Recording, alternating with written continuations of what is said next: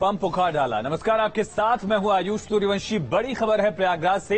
ध्वस्तीकरण की यहां कार्रवाई पूरी हो चुकी है। हिंसा के मास्टरमाइंड जावेद का जो मकान है उसे ध्वस्त कर दिया गया है। लगातार 6 घंटे तक कार्रवाई चली है। पल पल की तस्वीर हमने आपको दिखाई किस तरह से प्रयागराज डेवलपमेंट अथॉरिटी के बुलडोजर्स लगातार लगे हुए थे और आखिरी ईंट तक को गिराकर ये पूरा जो अवैध मकान था उससे नस्तनाबूद कर दिया गया। एक बड़ी कार्रवाई है। 72 घंटे के अंदर जावेद पंप के गिरफ्तारी की कवायद हमने देखी और उसका जो मकान था उसे पूरी तरह से ध्वस्त किया जा चुका है। ये देखिए, आखिरी दीवार जब गिर रही थी तब की तस्वीर। पूरा इलाका छावनी में तब्दील है। कई सारी चीजें यहाँ आपत्तिजनक सामग्री, किताबें, इस तरह की चीजें बरामद की गई हैं। झंडा मिला है और अब ये पूरा जो आप मलबा देख रहे हैं, यहां से इमारत अब खत्म हो चुकी है। कोई नामो निशान तक नहीं है, सिर्फ मलबा बचेगा। और प्रयागराज में बहुत बड़ी कार्रवाई। शुक्रवार को हमने देखा था कि किस तरह से जुमे की नमाज के बाद दोपहर बाद हिंसा भड़की, आगजनी की गई, बमबाजी की गई। लेकिन ठीक 72 घंटे के अंदर योगी सरकार ने इंसाफ की पहली कड़ी में जावेद पंप का बुलडोजर के जरिए घर गिराया है। उस जावेद पंप को के खिलाफ कार्रवाई की गई जो पूरी हिंसा का मुख्य साजिशकर्ता बताया जा रहा। सीधा रुख करेंगे, संवाददाता मानवेंद्र प्रताप सिंह हमारे साथ लाइव कनेक्ट हैं। मानवेंद्र, अब क्या तस्वीर वहां पर, मलबा कैसा दिख रहा है और कितनी बड़ी कार्रवाई? सिर्फ 72 घंटे के भीतर पूरा मकान भी गिर गया, जावेद पंप गिरफ्तार भी हो गया, पूछताछ भी चल रही है।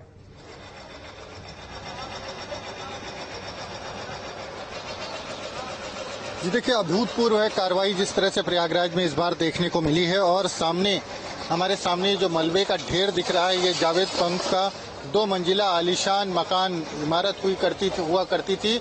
और आप देखें कि मकान के ऊपर मकान ध्वस्त होकर के जमीन में बैठ चुका है। मकान के ऊपर ये पोकलैंड मशीन, मलबे के ऊपर जहां पर मकान था वहां पर मलबा है, मलबे के ऊपर ये पोकलैंड जो बुलडोजर है वो आपको दिखाई दे रहा है। तो चंद घंटों में इस बुलडोजर ने 2 मंजिला इमारत को पूरी तरह से जमींदोज कर दिया और मलबा सिर्फ दिखाई दे रहा है। मकान का कोई नामो निशान नहीं है। तो मकान को पूरी तरह से ध्वस्त कर दिया है। और ये पोकलैंड मशीन के लिए जो मकान था उसके ऊपर से आने जाने का रास्ता बन गया है। देखिए, समतल उसको बनाया जा रहा है। जो मलबा फैला है सड़कों पर उसको मकान के दायरे में अंदर लाया जा रहा है। तो बहुत बड़ी कार्रवाई प्रयागराज में देखने को मिली है। और जो जावेद पंप है उसका मकान पूरी तरह से मलबे में बदल गया है। एक टुकड़ा उसका यहाँ पर दिखाई दे सकता है। जो मलबा है उसको अब समेटने का काम जो बिखरा है सड़कों पर, उसका काम यहाँ पर यहाँ पर देखने को मिल रहा है। और जिस तरह से युद्ध स्तर पर कार्रवाई हुई, हमने देखा तमाम इस तरह के जो मकान हैं उनको ध्वस्त करने के लिए जो बुलडोजर लगाया जाता है वो कार्रवाई करता है और उसमें कुछ घंटे में मकान को उसका हिस्सा कुछ गिराया जाता है। लेकिन इस मकान के साथ इस मकान को गिराने के लिए पोकलैंड मशीन लगाई गई। पोकलैंड मशीन वो मशीन होती है जो बहुत बड़ी इमारतों को ध्वस्त करने में या उनके निर्माण में या फिर माइनिंग के काम में आती है। और जिस तरह से इस मशीन को लगाया गया उसके बाद बहुत पावरफुल मशीन होती है। जो आमतौर पर जिस तरह का बुलडोजर हमने देखा था उत्तर प्रदेश में कार्रवाई में, इस तरह की पोकलैंड मशीन को पहली बार हमने इस्तेमाल होते हुए देखा है। तो पूरी मशीन, ये पोकलैंड मशीन लगाने के बाद जो बुलडोजर था, जो ड्रिलर एक तरह से होता है उसके आगे, उस ड्रिलर ने सिर्फ स्पेस बनाया इस मशीन का, पंजा मकान के अंदर दाखिल हो सके। उसके बाद सारा काम इसी पोकलैंड मशीन ने किया है और मकान को मलबे में तब्दील कर दिया है। और चूंकि जो मलबा है, 2 मंजिला शानदार मकान था जावेद मोहम्मद का, मलबा सड़कों पर बिखरा हुआ है।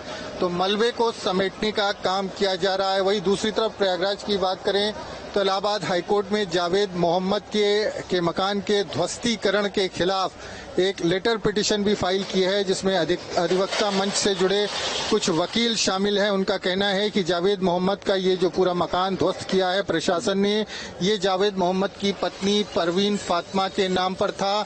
जो परवीन फातिमा को उनके पिता ने गिफ्ट के तौर पर दिया था। और मुस्लिम लॉ ये कहता है कि किसी भी महिला की जो संपत्ति है, निजी संपत्ति जो है, उस पर पति का हक नहीं होता है। और इस लिहाज से ये गैर कानूनी और असंवैधानिक कार्य किया गया है। पीडीए की तरफ से, प्रशासन की तरफ से लेटर पिटीशन में मांग की गई है कि इस मकान को दोबारा बनवा करके वापस किया जाए परवीन फातिमा को, और जो कंपनसेशन है वो दिया जाए। जो जिस तरह से जो लॉस हुआ है, जो डैमेज हुआ है, उसको कंपनसेट किया जाए, मकान की इमारत दोबारा खड़ी की जाए। तो इस तरह की मांग को लेकर के एक याचिका भी हाईकोर्ट में दाखिल की गई है। लेकिन उधर याचिका दाखिल हो रही थी, इधर जो ध्वस्तीकरण का काम है वो अपने अंतिम चरण में था। मकान पूरी तरह से जमींदोज हो गया है। अब मकान का जो मलबा है उसको समेटा जा रहा है, क्योंकि सड़कों पर बिखरा हुआ है, आने जाने वाला जो रास्ता है वहां पर बिखरा हुआ है।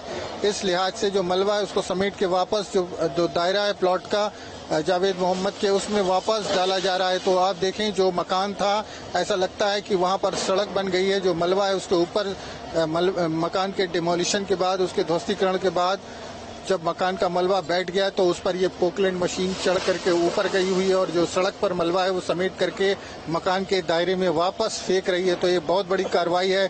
जिस तरह से 10 तारीख को अगर हम 48 घंटे पहले की बात करें तो प्रयागराज में भारी बलवा और आगजनी और हिंसा देखने को मिल रही थी। लोग सड़कों पर थे, आंसू गैस के गोले छोड़े जा रहे थे, भीषण पत्थरबाजी हो रही थी। लोग तमाम अधिकारी और आम लोग और पुलिस वाले घायल हो रहे थे। दूसरी तरफ से जो है पुलिस की तरफ से आंसू गैस के गोले छोड़े जा रहे थे, हवाई फायरिंग की जा रही थी। पूरा एक इलाका रण क्षेत्र में बदल गया था। उसके 48 घंटे के अंदर ही जो पुलिस ने तय किया कि जावेद मोहम्मद ही मास्टरमाइंड है, 48 घंटे के अंदर जावेद मोहम्मद की गिरफ्तारी हुई है। जावेद मोहम्मद सहित 60 से ज्यादा लोगों को जेल भेजा गया है। 68 लोगों को गिरफ्तार किया गया था। 68 लोगों को जेल भेजा गया था, जिसमें से 4 बच्चे थे, नाबालिग थे, तो उनको बाल सुधार गृह भेजा गया है। 64 लोग नैनी जेल जा चुके हैं। 100 के करीब लोगों की गिरफ्तारी हो चुकी है। और जो जावेद मोहम्मद, जिसको मास्टरमाइंड बताया था प्रशासन ने, सरकार ने, और जो यहाँ की पुलिस है, जो एसएसपी है, उन्होंने कहा था कि जावेद मोहम्मद ने इस पूरी घटना की साजिश रची, उसका मकान जमींदोज कर दिया गया है। जावेद मोहम्मद के खिलाफ संगीन धाराओं में मुकदमा दर्ज है, वो नैनी जेल में बंद है।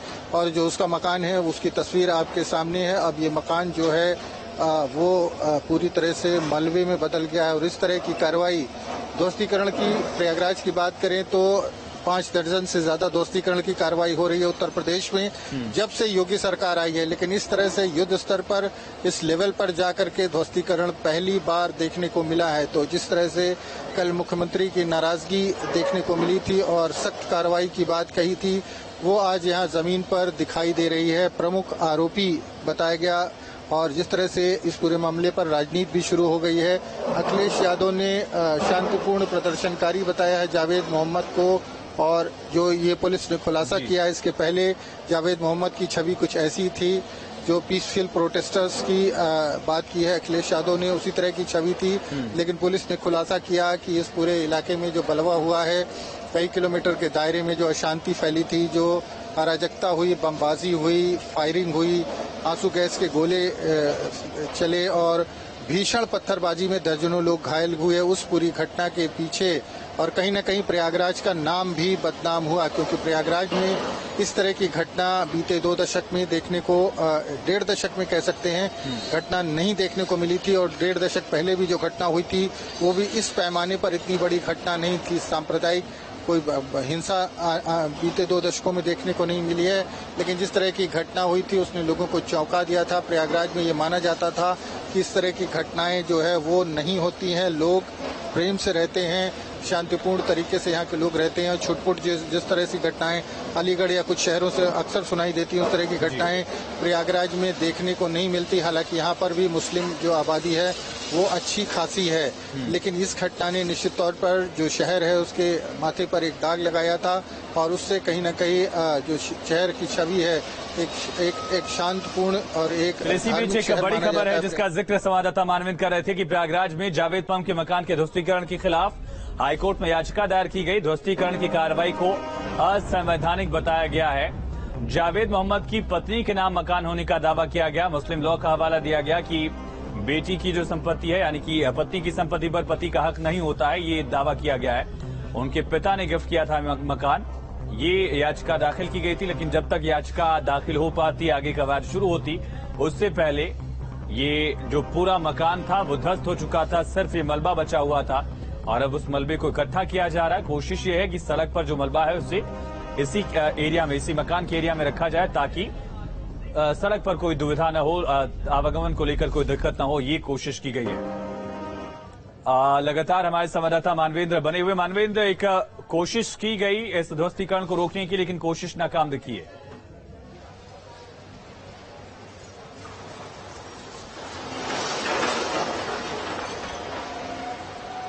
जी बिल्कुल, जो अगर आप याचिका की बात कर रहे हैं तो एक प्रयास किया गया था, जो याची है उनकी तरफ से अधिवक्ता मंच है उससे जुड़े हुए मंच के अधिवक्ता मंच की तरफ से याचिका नहीं दाखिल की गई है, लेकिन अधिवक्ता मंच से जुड़े कुछ वकील हैं उनकी तरफ से ये याचिका दाखिल की गई है और इसमें ये कहा गया है कि गैर कानूनी असंवैधानिक तरीके से इस मामले में जावेद मोहम्मद के मकान को ध्वस्त किया गया है और जावेद मोहम्मद का ये मकान जावेद मोहम्मद की मिल्कियत नहीं है, जावेद मोहम्मद की पत्नी जो है परवीन फातिमा उनके नाम पर। और अगर आप देखें तो हमारे पास वो रसीद भी है जो हाई कोर्ट को में सबमिट की गई है, हाउस टैक्स वाटर टैक्स की जो रसीद है वो लगाई गई है, उसमें परवीन फातिमा का नाम दर्ज है और ये कहा गया है कि परवीन फातिमा जो जावेद मोहम्मद की पत्नी है उनको उनके पिता ने ये मकान गिफ्ट किया था और गिफ्ट में मिला था ये मकान परवीन फातिमा को।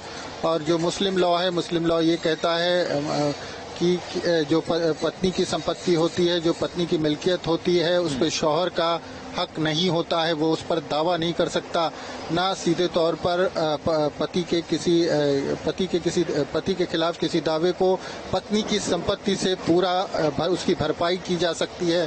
तो इस तरह की मांग रखी गई, इस तरह की प्रेयर की गई है और कहा गया है कि इस पूरे जो सामने मलबा दिखाई दे रहा है, इसके पहले जो मकान था उसी तरह का मकान यहाँ पर बना करके दिया जाए। जो हैरेसमेंट हुआ है, जो डैमेज हुआ है, जो सामान है जिस तरह से वो बिखरा हुआ देखा, टूटा हुआ सड़कों पर, उसकी क्षतिपूर्ति, उसको कंपनसेट किया जाए। मकान को दोबारा जिस लागत में और जिस कीमत में और जिस सूरत में मकान था उसी तरह से मकान को दोबारा बना करके वापस किया जाए।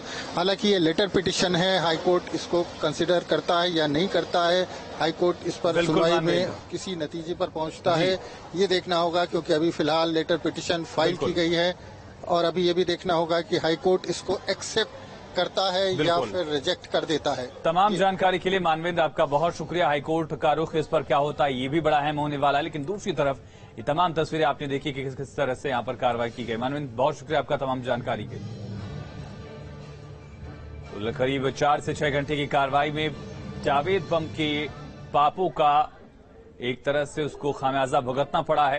प्रयागराज में पंप ने जो पाप किया उसके बाद पीले पंजे का प्रहार दिखा है और इस प्रहार से उसकी पूरी बिल्डिंग नस्तनाबूद।